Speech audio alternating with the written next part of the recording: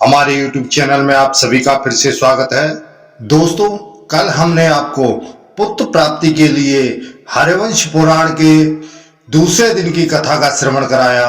आज हम आपको तीसरे दिन की हरवंश पुराण कथा का श्रवण कराएंगे।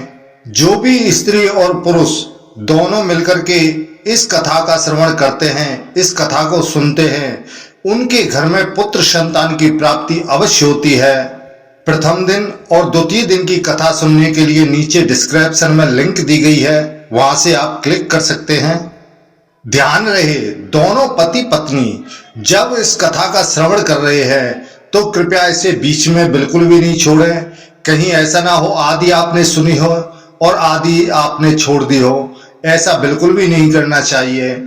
इसको संपूर्ण कथा को सुनना अवश्य चाहिए, तभी आपकी मनोकामना पूर्ण हो सकती है। पूर्ण रूप से फल तभी मिलता है जब हम पूरी कथा का श्रवण करें।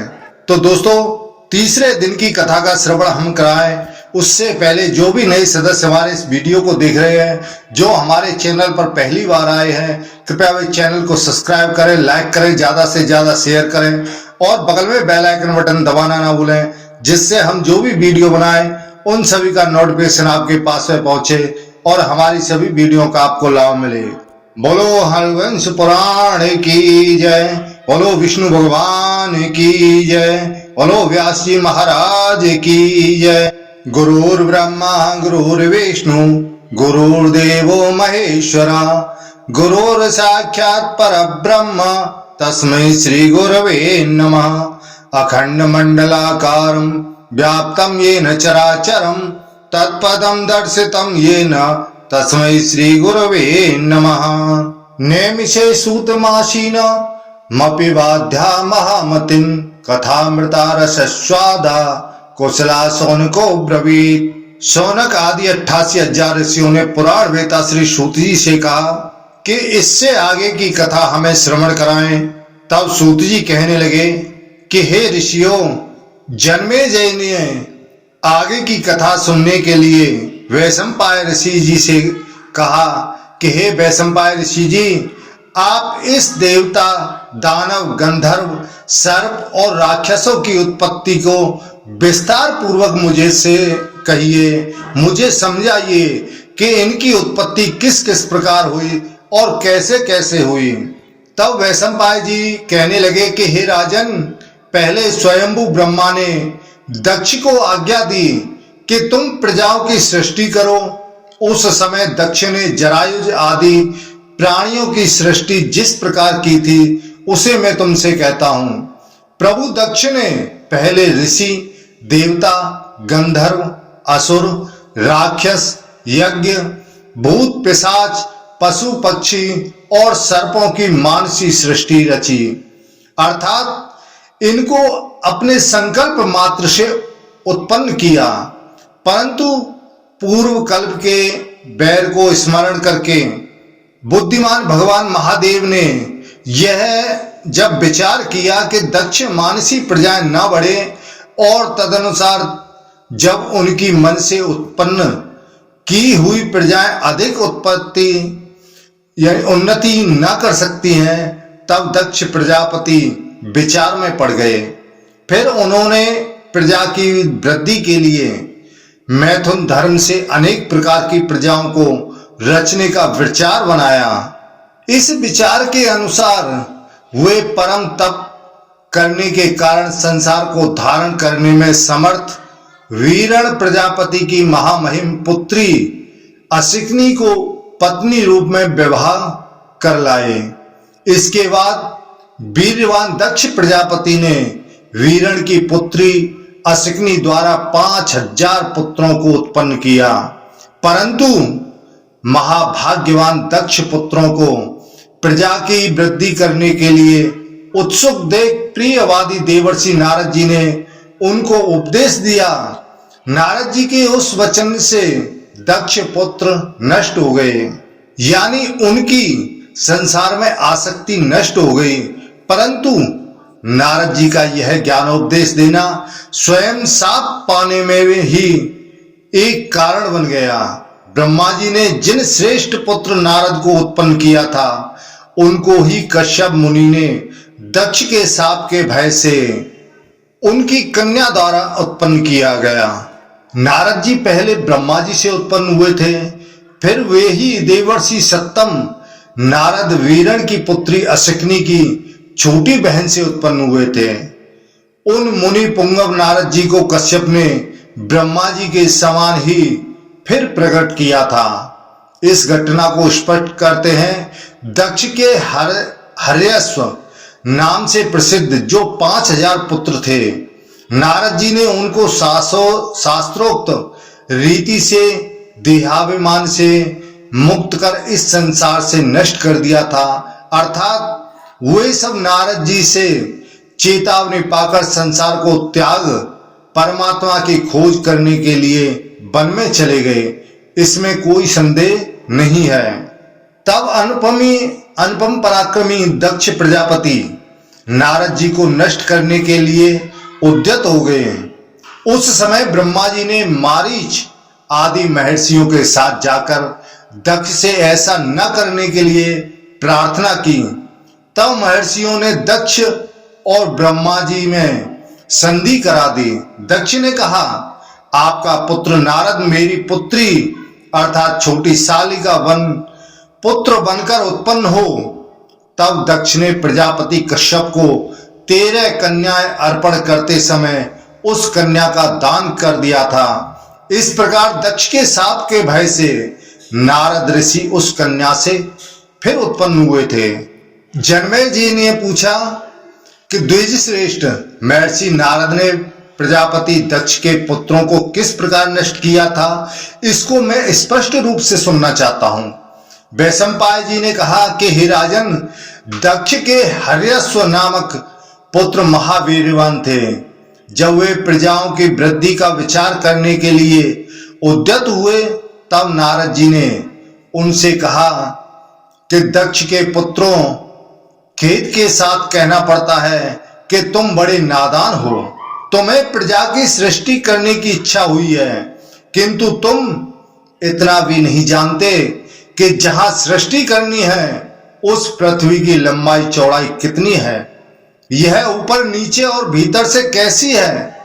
ऐसी दशा में तुम लोग प्रजाओं की सृष्टि कैसे करोगे। नारद जी की इस बात को सुनकर वे प्राचेतस दक्ष के पुत्र इस पृथ्वी का प्रमाण अर्थात नाप देखने के लिए चले गए। सभी दिशाओं में और सभी जगह उन्होंने पृथ्वी को नापा। तब प्राणवायु के लिए आहार न पाकर वे सब के सब पराभाव यानी विनाश को प्राप्त हो गए। जैसे नदियां समुद्र में मिल जाने पर फिर वहां से पीछे नहीं लौटती हैं, इसी प्रकार वे जाकर अब तक नहीं लौटे। प्रचेताओं के पुत्र प्रभु दक्ष ने हर्यश्वों को नष्ट हो जाने पर वीरण की पुत्री से ही फिर सहस्त्र पुत्रों की उत्पन्न किया।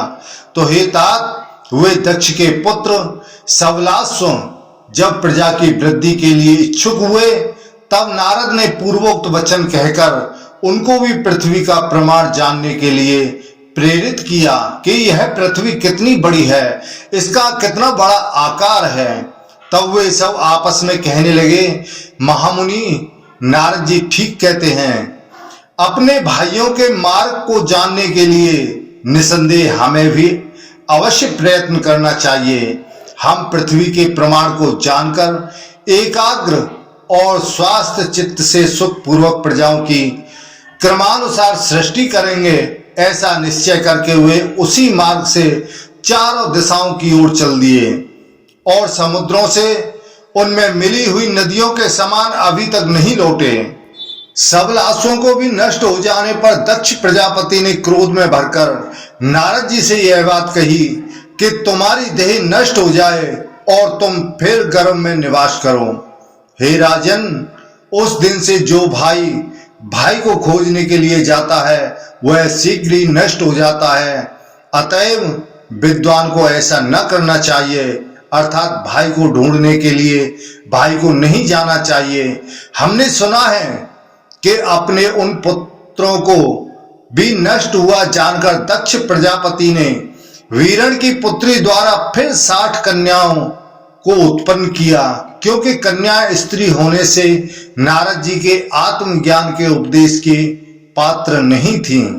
उनमें से कुछ कन्याओं को कश्यप जी ने अपनी पत्नी के रूप में स्वीकार कर लिया एवं चंद्रमा, धर्म तथा दूसरे महर्षियों ने भी उनमें से कितनी ही कन्याओं को अपनी पत्नी के रूप में स्वीकार कर लिया। दक्ष ने धर्म को 10, कश्यप जी को 13, चंद्रमा को 27, अरिष्ट नेमि को 4, भृगुपुत्र को 2, अंगिरा ऋषि को 2 और विद्वान कृशाश्च ऋषि को 2 कन्याएं दी। उनके नामों को मुझसे सुनो। उनके क्या क्या नाम थे? भरतवंशी राजन, अरुंधति, वसु, यामी, लंबा, भानु, मरुतवती, संकल्पा, मुहूर्ता, संध्या और विश्वा, ये 10 धर्म की पत्नियां हैं। इनसे जो संतानें उत्पन्न हुई उनके नामों को मैं तुमसे कहता हूं। विश्वा ने विश्वदेव नामक पुत्रों को और संध्या ने साध्य नाम वाले पुत्र को उत्पन्न किया। मरुत्वती से मरुतवान और वसु से वसु प्रकट हुए। भानु से भानु देवता और मुहूर्ता से क्षण लव आदि कालाभिमानी देवता मुहूर्तज्ञ उत्पन्न हुए। घोष नामक मंत्राभिमानी देवता लंबा से उत्पन्न हुआ तथा यामी से स्वर्गाभिमानिनी नागवीथी उत्पन्न हुई और अरुंधति द्वारा घृत, पशु, औषध आदि सब पृथ्वी के विषय उत्पन्न हुए तथा संकल्पा से सर्वात्मा संकल्प अर्थात मान सक्रियाभिमानी देवता उत्पन्न हुआ और याम पुत्री नागवीथी से वृषलंबा यानी कालांतर में फल वृष्टि करने वाले धर्म या ईश्वर का अवलंबन करने वाला देवता इस प्रकार का उत्पन्न हुआ।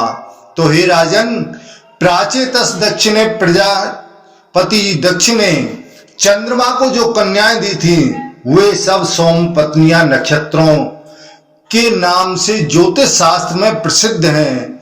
अब जो ज्योति आदि दूसरे प्रसिद्ध देवता हैं और जो विख्यात 8 वसु हैं, जो 8 वसु देवता हैं, उनका विस्तृत वर्णन मैं आपसे करता हूं। आप ध्रुव, सोम, धर, अनल, अनिल, प्रत्युष और प्रवास, ये 8 वसु नाम से प्रसिद्ध हैं और आपके वैतंड्य, श्रम, शांत और मुनि नामक पुत्र उत्पन्न हुए और संसार को अपने अंकुश में रखने वाले भगवान काल ध्रुव के पुत्र हैं और सोम नामक वसु के पुत्र भगवान वर्चा हैं, जिनका पूजन करने से मनुष्य वर्चस्वी हो जाता है। धर वसु के द्रविण और होतहव्यवाय नामक 2 पुत्र हुए तथा धर की दूसरी पत्नी मनोहरा से शिशिर, प्राण और रमण नामक पुत्र हुए। अनिल की पत्नी का नाम शिवा था। उसके पुत्र मनोजव और अविज्ञात गति थे। ये दोनों अनिल के पुत्र थे। अग्नि के पुत्र श्रीमान कुमार सरकंडों के झुंड में प्रकट हुए थे। उनके पीछे शाख, विशाख और नेग में इस प्रकार के उत्पन्न हुए। इस प्रकार अग्नि के 4 पुत्र थे।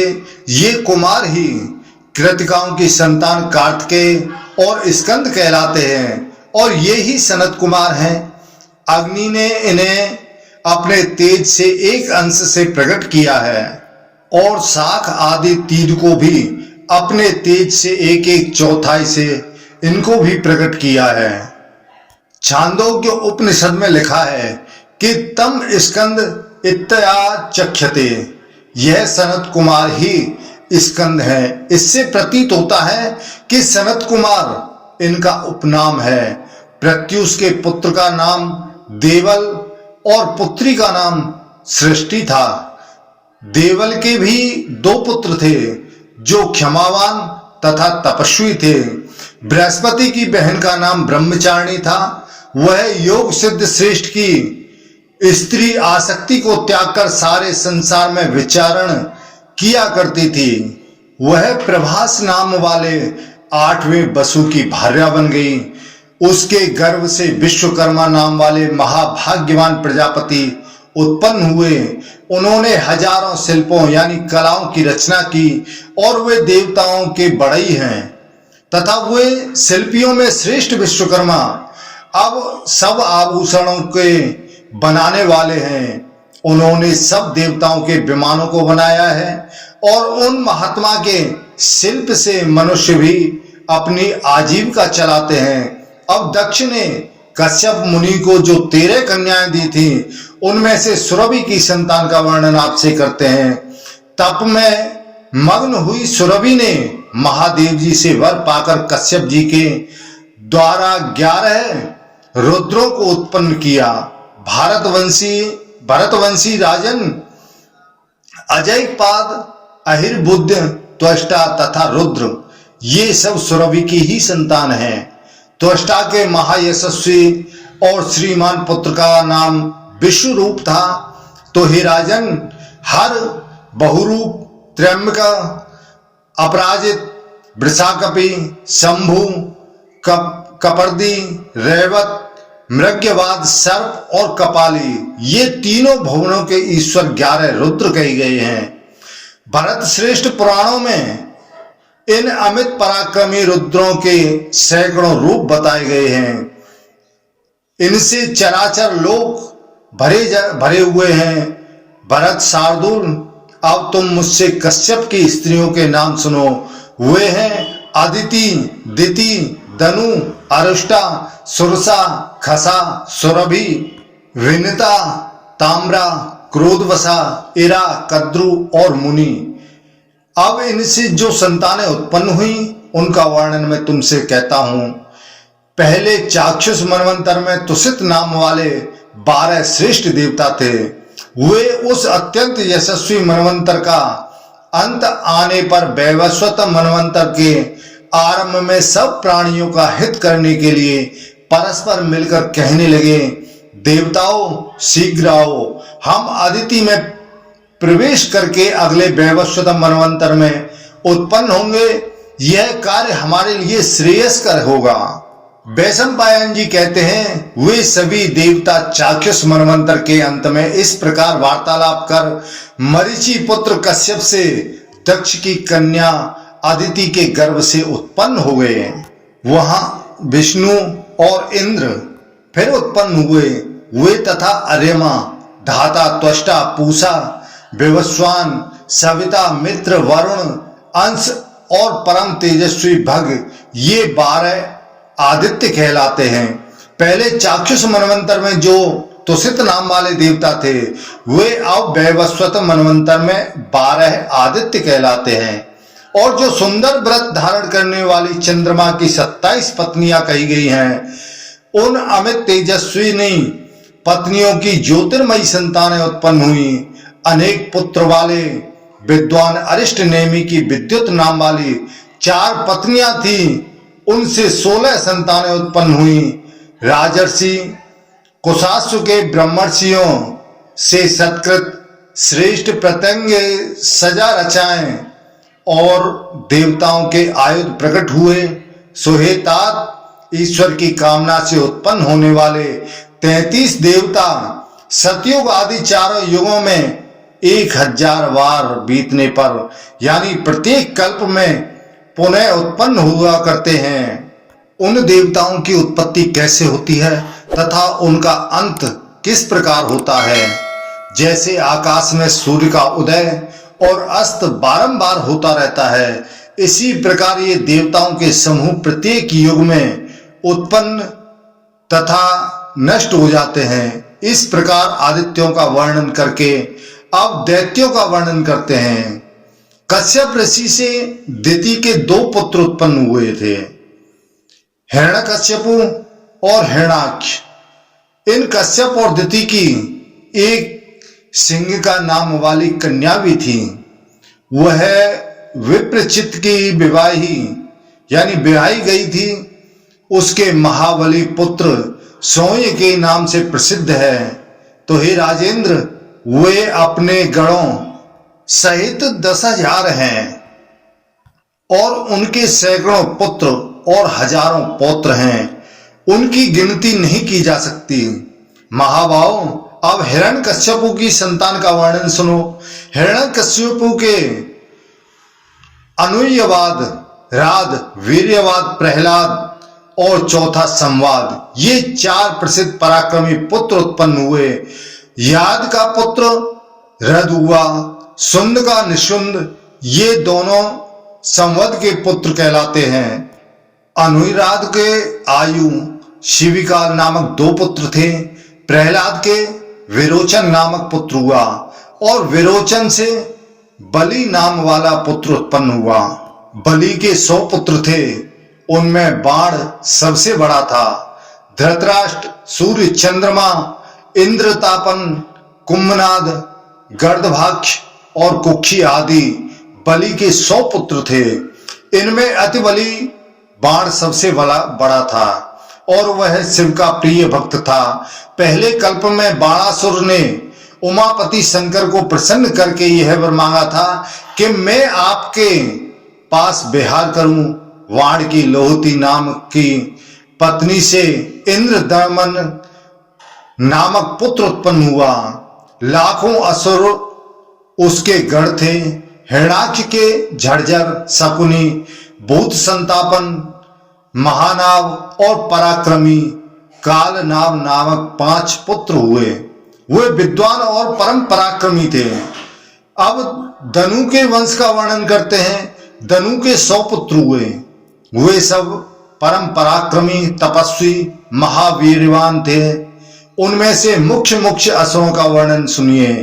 द्विमूर्धा, शकुनी तथा विभु, शंकुशिरा, शंकुकर्ण, विराट और गवेष्टि, दुंदुभि तथा अयोमुख, संबर और कपिल, बामन तथा मरीच, माधवान और इरा, शंकुशिरा, ब्रक, विक्षोषण, इस प्रकार के उनके 100 पुत्र उत्पन्न हुए। ये सब सैकड़ों प्रकार की माया जानने वाला संबर, सरभ, सलभ और वीरवान विप्रचित, ये सब धनु के पुत्र कश्यप जी से उत्पन्न हुए थे। इनमें विप्रचित प्रधान था। ये सब दानव बड़े बलवान थे। नराधिप इनकी जो संतानें हुई उनकी गिनती नहीं की जा सकती है। इनके अनंत पुत्र पौत्र उत्पन्न हुए। स्वर्भानु के प्रभा नामक पुत्री उत्पन्न हुई और पुलोमा के उपदानवी, हैसिरा तथा सची 3 कन्याएं उत्पन्न हुई। बृहस्पति के शर्मिष्ठा नाम की पुत्री उत्पन्न हुई। ये सभी दानव श्रेष्ठ और धनु के वंश का विस्तार करने वाले हैं। संवाद दैत्य के कुल में निवात कवच उत्पन्न हुए। वे सब उदार थे और उन्होंने बड़ा भारी तप करके अपने चित्त को पवित्र कर लिया था। वे मणिमती नगरी में निवास करते थे। उनके 3 करोड़ पुत्र थे। वे भी देवताओं से अवध्य थे। उनको भी अर्जुन ने मार डाला था। ताम्रा की काकी, सेनी, भासी, सुग्रीवी, सुचि और ग्रंथिका नाम की अत्यंत बलशालिनी 6 पुत्रियां कही जाती हैं। काकी ने कोए को, उलूकी ने उल्लुओं को, सेनी ने सेनों को यानी बाजों को, भासी ने भास नामक पक्षियों को और गृध्री ने गीधों को उत्पन्न किया। सुचि ने जल में रहने वाले पक्षियों को और सुग्रीवी ने घोड़े, ऊंट तथा गधों को जन्म दिया। यह मैंने ताम्रा के वंश का वर्णन किया है। विनिता के अरुण और गरुण नामक 2 पुत्र हुए। इनमें से पक्षियों में श्रेष्ठ गरुण अपने कर्म के कारण बड़े दारुण माने गए हैं। सुरसा के हजारों सर्प उत्पन्न हुए। वे सब सर्प अमित पराक्रमी, अनेक फनों वाले, आकाश में विचरण करने वाले तथा विशाल काय हैं। कद्रु के भी परम पराक्रमी हजारों सर्प उत्पन्न हुए। उन बलवान सर्पों के अनेक मस्तक हैं। वे सर्वदा गरुण के अधीन रहते हैं। उनमें से शेष, वासुकी, तक्षक, ऐरावत, महापद्य, कम्मल, अश्वतर एलापत्र, शंख, कर्कोटक, धनंजय, महानीत, महाकर्ण, धृतराष्ट्र, बलाहक, कुहर, पुष्पदंड, दुर्मुख, सुमुख, शंख, शंखपाल, कपिल, वामन, नहुस, शंखरोमा तथा मणि आदि प्रधान हैं। इनके पुत्र और पौत्रों को गरुड़ ने मार डाला था। वायु पीकर रहने वाले 14,000 क्रूर सर्पों का क्रोधवश नाम वाला एक गण है। उस गण के समस्त सर्प दाढ़ों वाले हैं। स्थल और जल के पक्षी धरा की संतान कहलाते हैं। सुरभि ने गौ, बैल और भैंसों को उत्पन्न किया। इरा ने वृक्ष, लता, बेल तथा सब प्रकार की घासों को उत्पन्न किया। खसा ने यक्षों और राक्षसों को तथा मुनि ने अप्सराओं को जन्म दिया। अरिष्टा ने महासत्व वाले अति अमित पराक्रमी गंधर्वों को उत्पन्न किया। यह कश्यप ऋषि की स्थावर और जंगम संतानों का वर्णन हुआ। इनके सैकड़ों पुत्र और हजारों पौत्र हुए। यह स्वरोचिष मनवंतर की सृष्टि का वर्णन है। जब वैवस्वत मनवंतर में वरुण देवता संबंधी बड़ा भारी यज्ञ चल रहा था, तब ब्रह्मा जी ने आहुति देते समय प्रजा को रचने का जो क्रम चला था उसका यहाँ वर्णन किया जाता है। उस समय पितामह ब्रह्मा ने पहले अपने मन के संकल्प से उत्पन्न हुए 7 ब्रह्मर्षियों को स्वयं ही अपने औरस पुत्र के रूप में स्वीकार किया था। जब देवता और दैत्यों में विरोध होने पर दिति के पुत्र नष्ट हो गए, तब उसने महर्षि कश्यप को फिर प्रसन्न किया। उसके भली भांति आराधना करने पर कश्यप जी का चित्त प्रसन्न हो गया और उन्होंने उससे वर मांगने के लिए कहा। तब उस दिति ने वर मांगा कि मुझे इंद्र का वध करने के लिए अमित पराक्रमी पुत्र चाहिए। यह सुनकर उन महातपस्वी कश्यप ने उसका मांगा हुआ वर उसको दे दिया। वह वर देकर कश्यप मुनि उससे शांत भाव से बोले, यदि तुम इस गर्व को मेरी बताई हुई विधि से धारण कर सकोगी तो तुम्हारा पुत्र इंद्र को मारने वाला होगा। तुम्हें पवित्रता पूर्वक रहने का व्रत लेकर 100 वर्ष तक अपने उदर में उस गर्व को धारण करना पड़ेगा। यदि तुम ऐसा कर सकोगी तो वह पुत्र इंद्र को मारने वाला होगा। तब उस देवी ने अपने महातपस्वी स्वामी से कहा कि अच्छा, मैं ऐसा ही करूंगी। तो हे राजन, फिर वह गर्व को धारण कर पवित्रता पूर्वक रहने लगी। अमित पराक्रमी देवताओं के श्रेष्ठ गण को प्रकाशित करने वाली कश्यप जी इस प्रकार दिति में गर्भ को स्थापित कर वहां से चल दिए। वे प्रशंसित तप वाले महर्षि दिति में देवताओं से भी अवध्य अपने दुर्धर्ष तेज को स्थापित करके तप करने के लिए पर्वत पर चले गए। इधर इंद्र उसके छिद्र को ढूंढने लगे और अच्युत इंद्र ने 100 वर्ष पूर्ण होने से पहले ही उसका दोष देख लिया। एक बार दिति बिना पैर धोए ही शयन करने के लिए चली गई। इसी समय इंद्र ने उसकी कोख में घुसकर उसे अपनी माया से निंद्रा के अधीन कर दिया। फिर वज्रपाणी इंद्र ने उस गर्भ के 7 टुकड़े कर डाले। वज्र के काटे जाने पर वह गर्भ जोर जोर से रोने लगा। तब उस गर्भ से इंद्र ने बार बार मां रोदी मत रो इस प्रकार कहा और उस गर्भ के 7 टुकड़े हो गए। तब शत्रुओं को नष्ट करने वाले इंद्र फिर क्रोध में भरकर वज्र द्वारा उस प्रत्येक टुकड़े के 7 टुकड़े कर डाले। भरतर्षभ वे मरुत नामक 49 देवता हुए। इंद्र ने चूंकि मां रोदी कहा था इसलिए वे मरुत नामक देवता हो गए। वे 49 हैं और वज्रपाणी इंद्र की सहायता करते हैं। जनमेजी कहते हैं, जब वे प्राणी इस प्रकार बढ़ गए तब अमित पराक्रमी देवताओं की श्रेष्ठ मंडली को प्रकाशित करने वाले हरि ने उनकी टोलियों में प्रजापति नियुक्त कर दिए। फिर उन्होंने पृथु को पहले राज्य अर्पण किया। तब वे राज्य क्रम से चले आ रहे हैं। वे हरि पुरुष वीर कृष्ण जिष्णु और प्रजापति हैं। तब वे ही मेघ सूर्य और अव्यक्त हैं। एवं यह सब जगत उन्हीं का है। इस भूत सृष्टि को पूर्ण रूप से जानने वाले और मर्तों के शुभ जन्म को सुनने या पढ़ने वाले को जन्म मरण का भय नहीं रहता है, फिर परलोक का भय तो होगा ही कहां से। बैशंपायन जी कहते हैं कि हे राजन, पितामह ने राजाओं के ऊपर भी अधिराजा रूप से वेन के पुत्र पृथु का अभिषेक किया। फिर उन प्रजापति ने क्रम से राज्य का वितरण आरंभ किया। प्रजापति ने द्विज, लता, नक्षत्र, ग्रह, यज्ञ और तप के राज्य पर चंद्रमा का अभिषेक किया। जल के राज्य पर वरुण का तथा राजाओं और यक्षों के राज्य पर विश्रवा के पुत्र कुबेर का अभिषेक कर दिया। विषय देवों पर अंगिरस गोत्री बृहस्पति को राजा बना दिया। भृगुवंशियों के स्वामी रूप से शुक्राचार्य का राज्याभिषेक कर दिया। आदित्यों के ऊपर विष्णु को और वसुओं के ऊपर अग्नि को राजा बना दिया। दक्ष को प्रजापतियों का, इंद्र को मरुतों का और अमित पराक्रमी प्रहलाद को दैत्य और दानवों का राजा बना दिया। एवं पितरों को राज्य पर विवस्वान सूर्य के पुत्र यम का अभिषेक कर दिया।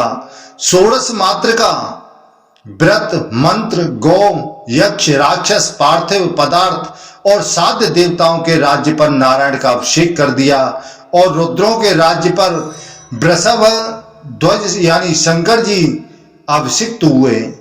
विप्रचित्त को दानवों का राजा बनने का आदेश दे दिया और सकल भूत पिशाचों का शूलपाणी महादेव जी को राजा बना दिया। हिमाचल को पर्वतों का और समुद्र को नदियों का राजा बना दिया। गंध द्रव्यों, मरुदगणों, अमूर्त भूतों तथा शब्द और आकाश वाली वस्तुओं के राज्य पर भी बलवानों ने श्रेष्ठ वायु का अभिषेक कर दिया। प्रभावशाली चित्ररथ को गंधर्वों का स्वामी बना दिया। वासुकी को नागों का और तक्षक को सर्पों का राजा बना दिया। हाथियों का ऐरावत को, घोड़ों का उच्चैश्रवा को और पक्षियों का गरुड़ को राजा बना दिया। वनचारी पशुओं को सिंह को और गौओं पर सांड को स्वामी बना दिया और पाकड़ को वृक्षों का प्रभावशाली राजा बना दिया। सागर, नदी, मेघ, वर्षा और सूर्य की किरणों के अधिपति पद पर पर्जन्य का अभिषेक कर दिया। दाढ़ वाले समस्त सर्पों के ऊपर शेष को, निर्विष, डुंडुब आदि सर्पों और सरीसृपों यानी पेट के बल पर चलने वाले जीवों के ऊपर तक्षक को राजा बना दिया। गंधर्व और अप्सराओं के ऊपर ईश्वरशाली कामदेव का अभिषेक कर दिया। ऋतु, मास, दिन, पक्ष, रात्रि, मुहूर्त, तिथि, पर्व, कला काष्ठाम के प्रमाण, उत्तरायण और दक्षिणायन की गति तथा उपराग अर्थात ग्रहण के अभिमानी देवताओं पर संवत्सर का अभिषेक कर दिया। पितामह ने इस प्रकार क्रम पूर्वक राज्यों का विभाग करके फिर दिक्पालों की स्थापना की। उन्होंने बैराज प्रजापति के पुत्र राजा सुधन्वा को पूर्व दिशा के दिक्पाल पद पर अभिषेक कर दिया। कर्दम प्रजापति के पुत्र महात्मा राजा शंख पद को दक्षिण दिशा के दिक्पाल पद पर अभिषिक्त कर दिया। इसी प्रकार पश्चिम दिशा में रजस के पुत्र अच्युत महात्मा केतुमान का राजा दिक्पाल के पद पर अभिषेक कर दिया। इसी प्रकार उत्तर दिशा में पर्जन्य प्रजापति के पुत्र दुर्दश हिरण्य रोमा का राजपद पर अभिषेक कर दिया। उन पुरुषों द्वारा सातों द्वीप और पर्वतों सहित सारी पृथ्वी और उसके वे प्रदेश आज भी धर्मानुसार पालित हो रहे हैं। इन राजाओं ने वेद में वर्णित विधि से राजसूय यज्ञ में राजाओं के भी राजा के पद पर पृथु का अभिषेक कर दिया। तदनंतर अमित तेजस्वी चाक्षुष मनु के मनवंतर बीतने पर ब्रह्मा जी ने वैवस्वत मनु को राज्य दे दिया। निष्पाद, यदि आप अनुकूल रहकर सुनना चाहोगे तो मैं आपसे वैवस्वत मनु के विस्तार का वर्णन करूंगा। मैंने आपको यह बड़ा भारी प्राचीन इतिहास कह सुनाया है। इसको सुनने से प्रतिष्ठा बढ़ती है, धन मिलता है, यश मिलता है, आयु की वृद्धि होती है और इस सो आख्यान को सुनने से अंत में स्वर्ग की प्राप्ति होती है। तब जन्मेजय जी कहते हैं कि वैशंपाय जी, आप पृथु के जन्म का विस्तार पूर्वक वर्णन कीजिए। उन महात्मा ने पृथ्वी को किस प्रकार दोहा था, पितरों ने इस पृथ्वी को जिस प्रकार दोहा था, देवता तथा ऋषियों ने, दैत्यों और नागों ने, यक्षों और वृक्षों ने इस पृथ्वी को जिस प्रकार दोहा था तथा पर्वत, पिशाच, गंधर्व, द्विजेतम और महान शक्तिशाली राक्षसों ने इस वसुंधरा पृथ्वी को जिस प्रकार दोहा था, वह आप मुझे बताइए। इन सभी के पास कैसे कैसे हथियार थे और इनके पास कैसे कैसे सवारियां थीं, कृपया करके मुझे विस्तार से बतलाइए। तब वैशंपायन जी कहते हैं कि हे जन्मेजय, मैं तुमसे वेन के पुत्र पृथु का चरित्र और विस्तार पूर्वक कहता हूं। इस चरित्र को एकाग्र और सावधान होकर के सुनो। हे राजन, जिसका मन तुच्छ हो, जो अपवित्र हो, जो कुशिष्य हो और जो व्रत न करता हो, तथा जो कृतघ्न हो और जो संसार का अहित करने वाला हो, उससे इस चरित्र का वर्णन नहीं करना चाहिए। तो हे राजन, यह इतिहास स्वर्ग, यश, आयु और धर्म की प्राप्ति कराने वाला और वेद के समान है। ऋषियों ने इस रहस्य का वर्णन किया है। इसे तुम यथार्थ रीति से सुनो। जो पुरुष ब्राह्मणों को प्रणाम करके वेन के पुत्र पृथु के इस चरित्र को विस्तार पूर्वक कहता है, उसे कार्य के मैंने सदा पाप कर्म किए, धर्म कभी नहीं किया, ऐसे पश्चाताप से शोक नहीं करना चाहिए। अर्थात इस चरित्र को सुनने से सब प्रकार के पाप नष्ट हो जाते हैं और सब यज्ञों के फल उसे मिल जाते हैं। इस प्रकार से जो भी इस पुराण को सुनता है, उसकी मनोकामना अवश्य पूर्ण होती है। उसके घर में संतति यानी संतान की प्राप्ति होती है और वह कीर्तिमान, बुद्धिमान, यशस्वी होता है। तो दोस्तों, आज हमने आपको तीसरे दिन की कथा का श्रवण कराया है। यह वीडियो आपको कैसा लगा? हमें उम्मीद है अच्छा लगा होगा। कृपया चैनल को सब्सक्राइब करना ना भूलें। जय श्री राधे कृष्णा।